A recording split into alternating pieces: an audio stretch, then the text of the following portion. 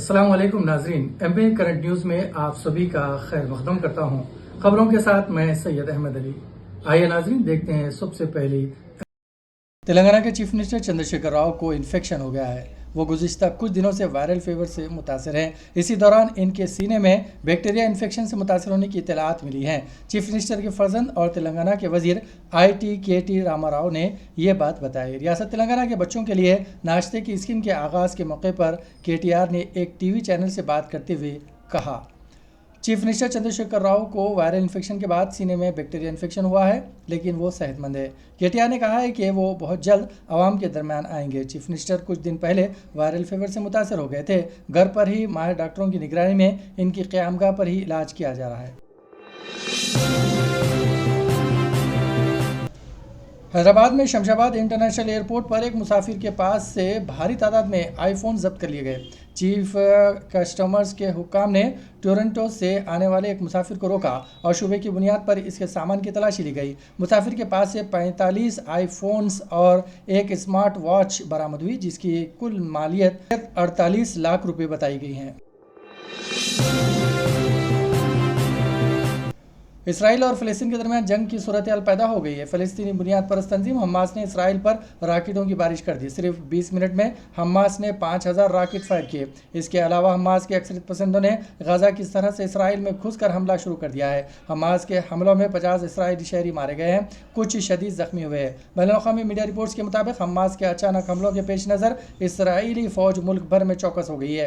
Gaza ने सरहद पर मौजूदा शहरियों को अपने घरों से बाहर ना निकलने का मशवरा दिया है। फ़लस्तीन के खिलाफ कमांडो ऑपरेशन करने वाले इसराइल ने खबरदार किया है कि इनके मुल्क पर हमला करने के लिए पुरअज़्म दहशतगर्द तंजीम हमास को इसकी कीमत चुकाना होगा।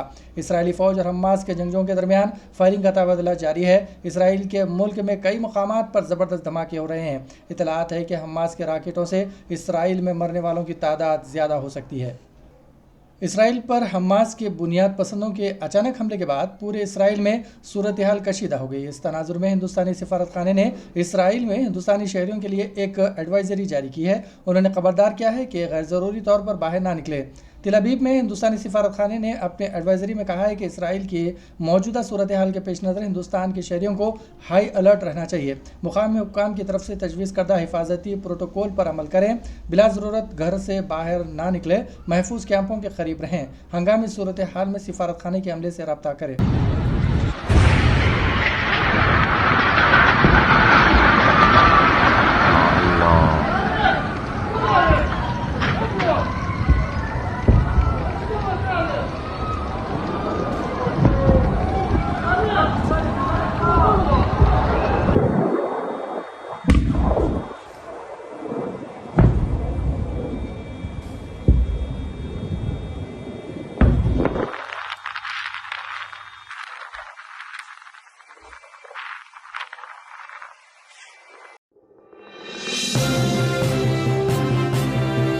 हैदराबाद के LV स्टेडियम में मोदी केसरी के फाइनल कुश्ती मुकाबले में पुराने शहर के पहलवानों के दरमियान हुई रेसलिंग मुकाबले मैदानी जंग में तब्दील हो गए।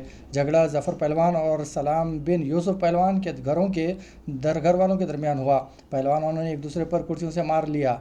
जीत हासिल करने के मामले में इन दोनों पहलवानों के दरमियान झगड़ा हुआ। इनके मारपीट से सामाइन वहाँ से भाग गए। इस लड़ाई में 10 अफराद जख्मी हुए, जिन्हें अस्पताल मुंतकिल कर दिया गया। मुकामी लोगों की इत्तला पर पुलिस मौके पर पहुंच गई। साइबराबाद पुलिस ने स्टेडियम पहुंचकर दोनों ग्रुपों को मुंतशिर करने की कोशिश की। तब तक फर्नीचर और कुर्सियां तबाह हो गए। वाक़या दोनों ग्रुपों ने पुलिस स्टेशन में एक दूसरे के खिलाफ शिकायत की है। पुलिस ने मुकदमा दर्ज कर लिया है, तफ्तीश कर रही है। लड़ाई में मुलविस कुछ लोगों को हिरासत में ले लिया गया है और इनसे पूछताछ की जा रही है। इसी के साथ नाज़रीन, खबरनामा यहीं इख्तिताम पजीर होता है। हमें सारी टीम के साथ इजाज़त दीजिए और हाँ, MA करंट न्यूज़ को सब्सक्राइब करना और लाइक करना ना भूलें।